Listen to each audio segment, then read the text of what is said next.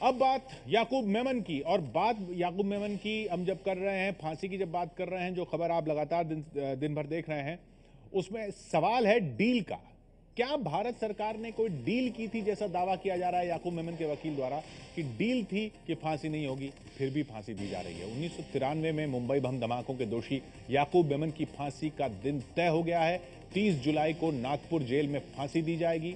1993 के मुंबई बम धमाकों में यह पहली फांसी होगी, लेकिन यह पहली फांसी विवादों में घिर चुकी है। जैसा हमने आपको बताया, फांसी के खिलाफ खड़े होने वाले लोग उस डील का हवाला दे रहे हैं जो साल 1994 में सीबीआई और याकूब मेमन के बीच हुई थी।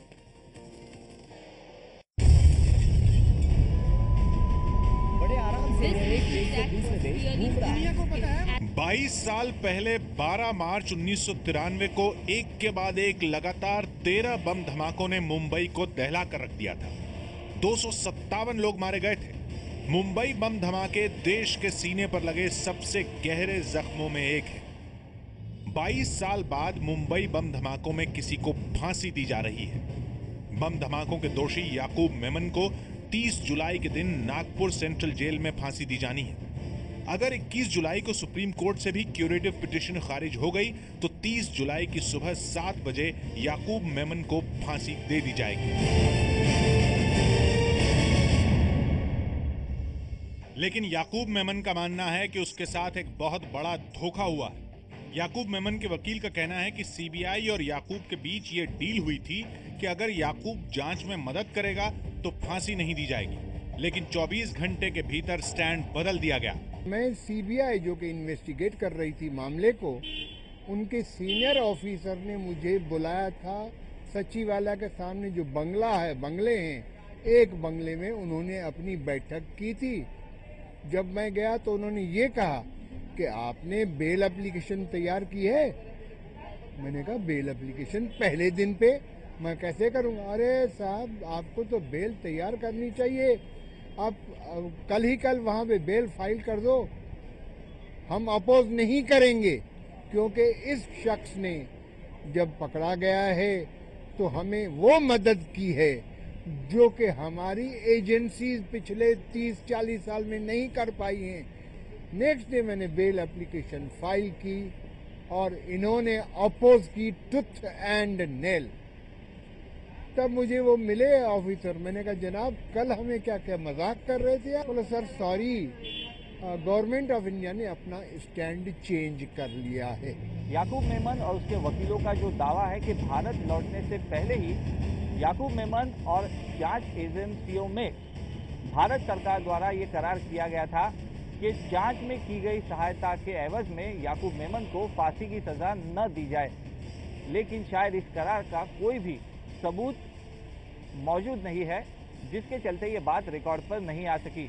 अगर क्यूरेटिव पिटीशन की सुनवाई के दौरान याकूब मेमन या उसके वकीलों द्वारा इस तरह का कोई भी सबूत सामने आता है तो ही केवल याकूब मेमन की फांसी की सजा पर पुनर्विचार हो सकता है। सिर्फ याकूब मेमन के वकील ही नहीं, बल्कि अबू आजमी से लेकर छोटा शकील तक ने याकूब के साथ हुए धोखे की बात दोहराई। मिसाल के तौर पे याकूब मेमन को देख लो, आप वो हाजिर हो गया पूरी फैमिली के साथ। उसके साथ तुम लोगों ने क्या किया? आपको डर लग रहा है कि आप एक बार आ जाए? हाजिर नहीं, डर की बात नहीं है। एक आदमी जब हाजिर हो रहा है फैमिली के साथ, जिसका कोई इन्वॉल्वमेंट नहीं है, और वो खुद पूरी फैमिली को लेके इंडिया आ रहा है और हाजिर हो गया, उसके साथ क्या किया आपने? उसको तो फांसी की सजा दे दी, एक बेगुनाह को। फांसी का विरोध कर रहे समाजवादी पार्टी के नेता अबू आजमी की डील पर दलील सुनिए। और याकूब मेमन पकड़ा नहीं गया था, ये बिल्कुल झूठ है। याकूब मेमन ने सीबीआई से बात करके दुबई के अंदर उन्होंने सेटल किया और वहां से सब बातचीत हो गई और वहां आया, और यहाँ लाने के बाद दिल्ली में इन लोगों ने बता दिया कि इसको स्टेशन में पकड़ा, क्योंकि मुझे उस केस में पकड़ा गया था। मैं उस केस की पूरी चार्जशीट जानता हूँ और उसका कोई इसमें रोल नहीं है। मधु त्रेहन को दिए एक इंटरव्यू में भी याकूब मेमन ने अपनी मर्जी से भारत आने की बात कही थी। अगर मुझे 10 साल इंतजार करना पड़ता मैं करता। अगर मैं उस जिंदगी को जी रहा होता तो मैं यहाँ क्यों आता? मैं यहाँ आया सिर्फ उन लोगों को सामने लाने जो इस ब्लास्ट के पीछे हैं। इन सब के पीछे हमारी मेमन फैमिली नहीं थी। मुझे पता था कि ब्लास्ट के पीछे कौन है, मुझे पता था कि वो कहाँ रहते हैं, और मुझे ये भी पता था कि पाक सरकार इन सब में शामिल है। और इनके बारे में कि कहाँ से पकड़े गए, कैसे आप पकड़े गए, उसके लिए भी पुलिस वालों ने झूठा बनाया। ये प्री अरेंज था कि वो कैसे आएंगे, कहाँ पे आएंगे।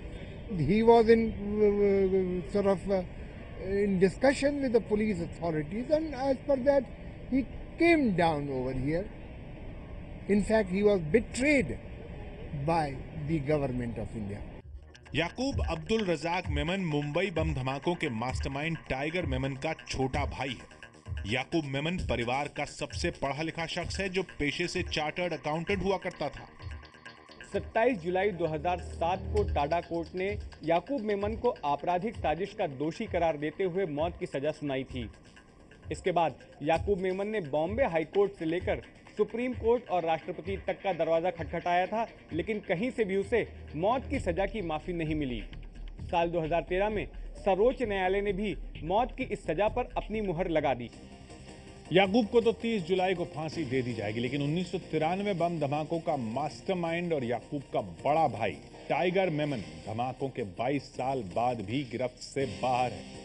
1993 को मुंबई सीरियल बम धमाकों से जब दहलती उससे पहले टाइगर मेमन अपने परिवार के साथ दुबई भाग गया था, लेकिन इस वक्त कहां है, यह सवाल है। असली गुनहगार टाइगर मेमन कहां है?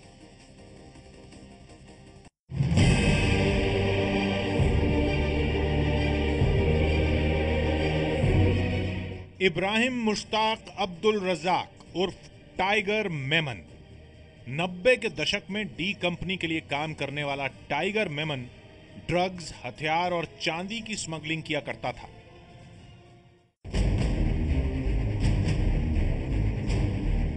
पुलिस से जान बचाने के लिए सिंगल लेन की सड़क पर 100 किलोमीटर प्रति घंटे की रफ्तार से कार भगाने की पहचान रखने वाले मुश्ताक को मुंबई में गुनाह की दुनिया ने टाइगर मेमन कहना शुरू कर दिया था। टाइगर मेमन और दाऊद इब्राहिम मुंबई धमाकों के मुख्य अभियुक्त हैं, जो पुलिस की गिरफ्त से अब तक बाहर हैं। मुंबई को सीरियल धमाकों से दहलाने का काम पाकिस्तान की खुफिया एजेंसी आईएसआई ने अंडरवर्ल्ड डॉन दाऊद इब्राहिम को दिया।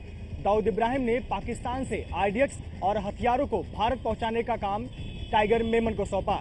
टाइगर मेमन समुद्र के रास्ते चांदी, ड्रग्स और हथियारों की तस्करी किया करता था और इसी नेटवर्क का इस्तेमाल उसने आरडीएक्स और हथियारों को भारत उतारने में किया।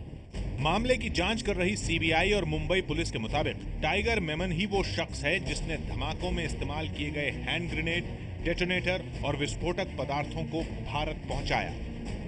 जांच में यह भी सामने आया कि टाइगर ने ही दाऊद के साथ मिलकर फरवरी और मार्च 1993 के बीच कई लोगों को हथियार, बम और रॉकेट लॉन्चर चलाने की ट्रेनिंग लेने के लिए पाकिस्तान भेजा था। 11 मार्च 1993 को टाइगर के घर पर ही वाहनों में आरडीएक्स लादा गया था, जिन्हें अलग अलग जगह पर पार्क किया गया और धमाकों को अंजाम दिया गया। दाऊद इब्राहिम की तरह टाइगर मेमन भी पाकिस्तान के कराची में आईएसआई की छत्रछाया में रहता है। टाइगर मेमन मीट निर्यात का बड़ा व्यापारी बन चुका है। दाऊद इब्राहिम के ठिकाने से कुछ ही दूरी पर टाइगर मेमन का एक फार्म हाउस है, जहां दाऊद और उसका परिवार अक्सर आता जाता रहता है। ईद के मौके पर इसी फार्म हाउस पर दाऊद और उसका परिवार ईद मनाते हैं और ऊंटों की कुर्बानी भी देते हैं। तो याकूब मेमन की फांसी बम धमाकों की पहली फांसी जरूर होगी, लेकिन धमाकों का मास्टरमाइंड दाऊद, उसका क्या होगा? अब ये जो डील की बात की जा रही है, क्या याकूब को डील के बाद धोखा दिया गया है? और अगर दिया गया है तो क्या इस धोखे के बाद दाऊद भी हाथ से फिसल गया है? ये एक अलग सवाल है।